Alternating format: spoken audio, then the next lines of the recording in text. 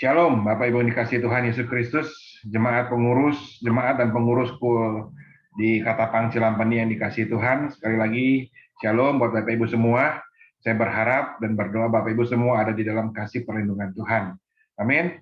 Bapak Ibu, hari ini 12 Juli 2022, kita masuk kembali di dalam KUL, dan mungkin ada beberapa KUL yang sudah tetap muka, tetapi buat yang masih online, malam hari ini izinkan saya untuk menyampaikan sedikit renungan firman Tuhan yang sudah dipersiapkan oleh KUL Rayon 2 Pusat, ya. Dan tema malam hari ini adalah prinsip doa. Dan sebelum kita masuk di dalam firman Tuhan, mari kita siapkan hati, pikiran kita mulai dengan doa. Tuhan Yesus, terima kasih untuk malam hari ini. Kami bersyukur Engkau Tuhan yang baik buat kami. Kau melindungi kami. Kalau malam hari ini kami ada di dalam KUL, malam hari ini sekalipun secara online, Tuhan yang berkati kami Bapa. Beri kami pengurapan daripada Tuhan, sehingga dapat kami mengerti setiap firman yang kami dengar malam hari ini. Urapi juga hamba-Mu Tuhan, biarlah apa yang disampaikan ini memang berasal daripada Engkau, bukan berasal apa yang dipikirkan oleh hamba-Mu, tapi berdasarkan apa yang mau Engkau sampaikan untuk setiap kami, agar ketika kami boleh mendengar, firman itu boleh jatuh, tumbuh, berbuah di dalam tanah yang subur, dan berbuah di dalam kehidupan kami sehari-hari Bapa. Terima kasih Tuhan. Di dalam nama Tuhan Yesus, kami mau sambut firman-Mu. Haleluya. Amin. Bapak Ibu yang dikasih Tuhan, satu hal yang penting ya. Tadi tema kita hari ini adalah prinsip doa, dan salah satu hal yang penting yang harus kita perhatikan dan kita lakukan sebagai orang percaya tentu adalah yang namanya doa. Ya. Bahkan ada sebuah kalimat yang mungkin sering kita dengar kalau kita ibadah, dalam ibadah mau hari Minggu atau hari apa, kadang hari yang lain pun kita sering dengar ada kalimat yang seperti ini, doa adalah nafas orang percaya. Di mana saya percaya namanya nafas itu ada syarat bagi sebuah kehidupan. Demikian juga di dalam kehidupan rohani kita. Tanpa doa, tentu kita akan diragukan apakah kehidupan rohani kita ini memiliki kehidupan rohani yang benar-benar hidup. Ya, doa juga bisa dibilang adalah sebuah komunikasi. Ya, artinya di dalamnya bisa ada permintaan, bisa ada percakapan. Doa juga bisa yang namanya komunikasi, bicara mengenai pujian. Bahkan di dalam doa juga mungkin kita ada dalamnya terdapat ucapan syukur kita kepada Allah. Bagaimana kita bisa berbicara doa, dan bagaimana kita bisa bicara kepada Tuhan, dan bagaimana kita bisa melihat bagaimana Tuhan memberikan jawaban atas setiap doa kita. Ya, jadi doa itu adalah komunikasi, ya, yang bisa di mana kita berbicara kepada Tuhan, ya, banyak hal yang bisa kita, mungkin permintaan, percakapan, pujian, tadi ucapan syukur, di mana di dalam ketika kita berdoa kepada Tuhan, kita juga akan bisa melihat bagaimana mujizat Tuhan, jawaban Tuhan atas setiap doa kita. Jadi doa adalah sebuah hal yang penting sebenarnya di dalam setiap kehidupan kita sebagai anak Tuhan. Bahkan mungkin sama pentingnya seperti mungkin kita baca firman Tuhan, ya.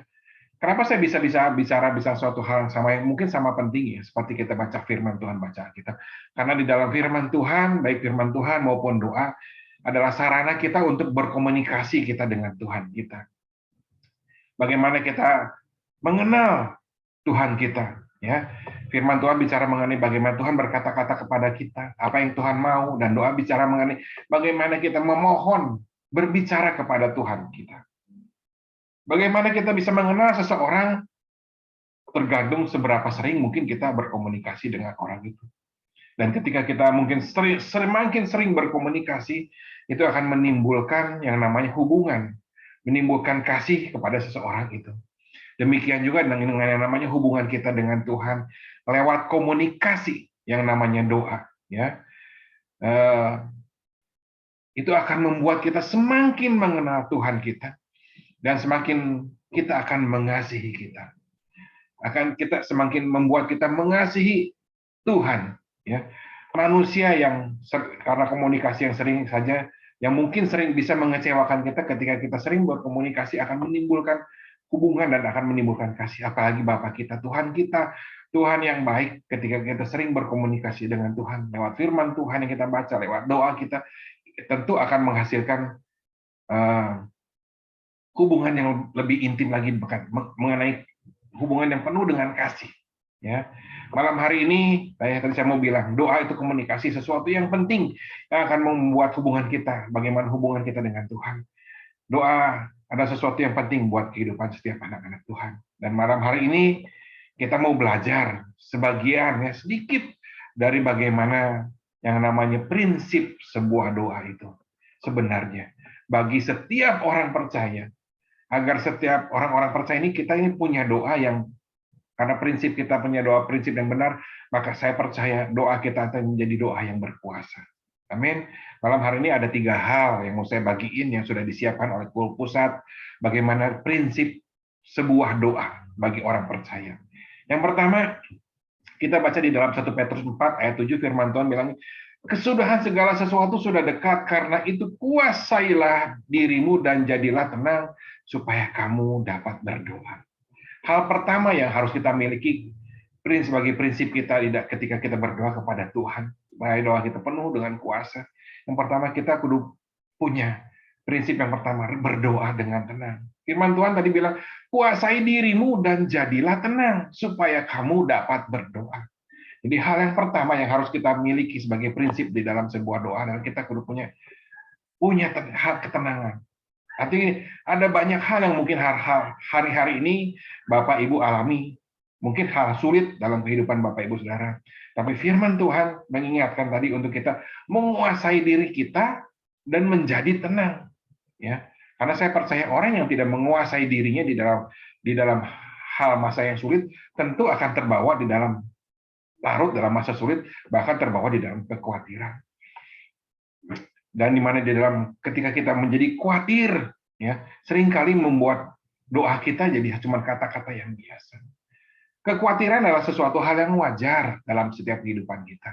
Ya, setiap manusia pasti pernah mengalami kekhawatiran. Bukan artinya kita sebagai anak Tuhan nggak pernah khawatir. Salah. Kita juga perlu khawatir, ya karena itu sesuatu yang anugerah yang Tuhan kasih buat kita.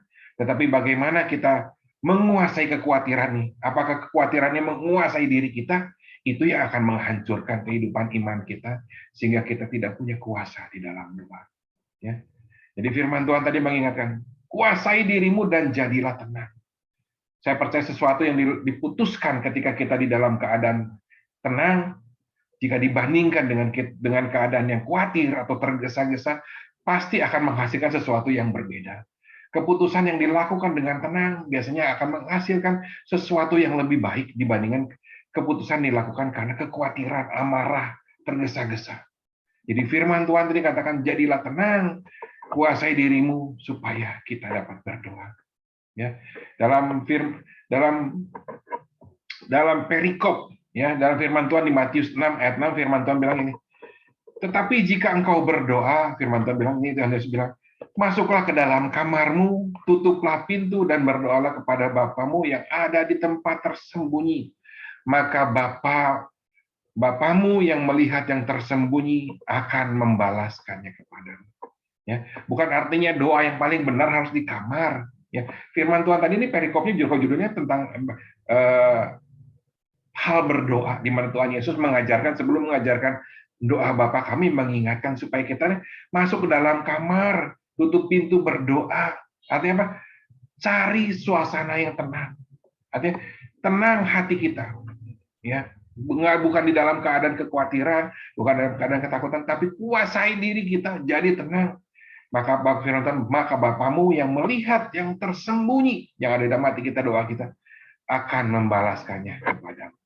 Amin. Jadi hal yang pertama, berdoa dengan tenang, ya, bukan dengan khawatir. Ambil waktu, kuasai diri kita. Yang kedua, bagaimana doa itu? Tuhan mau, kita baca di Yakobus 4 ayat 3, firman Tuhan, atau kamu berdoa juga, tetapi kamu tidak menerima apa-apa, karena kamu salah berdoa. Sebab yang kamu minta itu hendak kamu habiskan untuk memuaskan hawa nafsu. Hal yang kedua yang Tuhan inginkan di dalam hal berdoa, dalam prinsip berdoa adalah Tuhan mau kita punya motivasi yang benar. Bukan setiap doa kita untuk keinginan, hanya memuaskan keinginan kita. Apapun yang kita doakan, apapun yang kita naikkan kepada Tuhan, kalau motivasi kita salah, pasti tidak akan menghasilkan apapun. Ya, firman Tuhan katakan kamu tidak akan menerima apa-apa. Ya, ketika kita berdoa mengharapkan yang tidak baik atas seseorang yang mungkin nggak sesuai dengan kita, dengan diri kita, tentu doa itu tidak akan Tuhan jawab. Ya, karena sangat tidak mungkin Tuhan yang baik dan benar melakukan hal yang tidak baik dan salah sekalipun mungkin kita itu naikkan di dalam doa. Ya, kita mengharapkan seseorang mengalami hal yang tidak baik, ya, karena kita nggak suka, nggak mungkin Tuhan lakukan gitu. Ya, Tuhan tahu apa yang jadi kebutuhan kita. Ya, Tuhan tahu apa yang menjadi keperluan kehidupan kita, Bapak Ibu. Tuhan tahu apa yang menjadi kebutuhan Bapak Ibu. Mungkin ekonomi, mungkin sakit penyakit, tapi Tuhan juga tahu apa motivasi dari apa yang kita minta dan doakan. Apakah itu untuk memuaskan diri kita atau untuk memuliakan Tuhan. Ketika kita doa hanya untuk keinginan diri kita, sekalipun doa itu Tuhan berkati saya, tetapi hanya untuk keinginan kita seringkali ketika dijawab ya oleh Tuhan, maka biasanya yang terjadi adalah bukan untuk kemuliaan Tuhan, tapi seringkali bicara itu karena kehebatan saya, itu karena kepandaian saya, itu karena kepintaran saya, kekayaan saya, karena koneksi saya, karena saya dan saya. Ya, sampai akhir apa? Kita lupa bahwa Tuhan yang menjawab setiap doa kita. Tetapi kalau setiap doa kita punya motivasi yang benar, saya percaya semuanya untuk kemuliaan Tuhan. Karena saya ketika Tuhan jawab bukan karena saya, tetapi karena Tuhan. Sehingga kita bisa mengucap syukur karena Tuhan yang sudah memberi, bukan karena kepandaian, kekuatan, kehebatan saya. Karena itu untuk ketika Tuhan jawab pasti kita akan memberikannya juga untuk kemuliaan Tuhan. Tuhan sudah memberikan buat saya, maka saya pun akan memberikan apa yang Tuhan beri buat saya untuk kemuliaan Tuhan. Ya. Doa dengan motivasi yang salah, untuk keinginan diri kita sendiri, untuk kepuasan diri kita, pasti jawab tidak akan pernah puas. Ya. Pasti jawabannya ketika Tuhan jawab tidak akan pernah puas. Tetapi yang doa yang dinaikkan untuk kemuliaan Tuhan, semua karena Tuhan, semua dari Tuhan, akan menimbulkan kepuasan dan damai sejahtera dalam diri hati kita, yang akan mengakibatkan kita bisa mengucap syukur kepada Tuhan. Karena seharusnya bukan saya yang miliki, tapi Tuhan yang beri. Ya, doa itu bukti kerendahan hati. Ya, doa itu bukti kerendahan hati kita kepada Tuhan. Ya. Bukan Tuhan, ingat, doa itu bukti kerendahan hati. Artinya apa? Tuhan itu bukan pesuruh kita. Yang namanya doa pasti kita naikkan kepada yang lebih tinggi. Mau permohonan kepada yang lebih tinggi, kita lebih rendah kepada yang lebih tinggi. Tetapi doa yang dinaikkan karena keinginan daging, keinginan kita seringkali menjadikan Tuhan pesuruh kita. Ya. Yang tidak akan mendapatkan kepuasan dan tidak akan mendatangkan damai sejahtera dan ucapan syukur buat kehidupan kita. Amin. Hal yang ketiga yang mau saya kasih tahu, yang firman Tuhan sampaikan di dalam prinsip doa, kita kudu doa dengan iman. Markus 11 ayat 24 firman Tuhan, aku berkata kepadamu, apa saja yang kamu minta dan doakan, percayalah kamu telah menerimanya, maka hal itu akan diberikan kepadamu. Hal ketiga yang harus kita miliki ketika kita berdoa tentu adalah kita dengan iman percaya. Naikkan doa kita ini dengan iman percaya bahwa Tuhan mendengar, bahwa Tuhan akan menjawab setiap doa kita. Sekalipun jawaban Tuhan kadang ya saat itu, atau mungkin nanti, atau mungkin tidak. Apapun jawabannya, Tuhan, kita harus percaya. Tuhan pasti punya jawaban yang terbaik, yang sesuai dengan kapasitas kita. Sama seperti Bapak, ayah di dunia, yang akan memberikan yang terbaik kepada anaknya sesuai dengan kapasitasnya. Kalau anaknya nggak mampu, pasti nggak akan diberikan. Ya. Yang terbaik bicara mengenai waktu, Tuhan jawab. Caranya bagaimana Tuhan jawab. Pasti yang terbaik buat kita. Ya. Yang bagian kita adalah naikkan dengan iman percaya. Ya.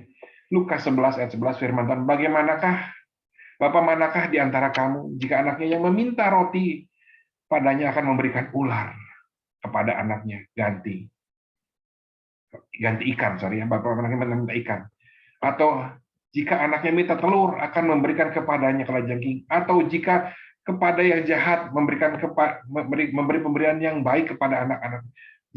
Jadi jika kamu yang jahat tahu memberikan pemberian yang baik kepada anak-anakmu, apalagi Bapamu yang di sorga, Ia akan memberikan Roh Kudus kepada mereka yang meminta kepadanya. Ya.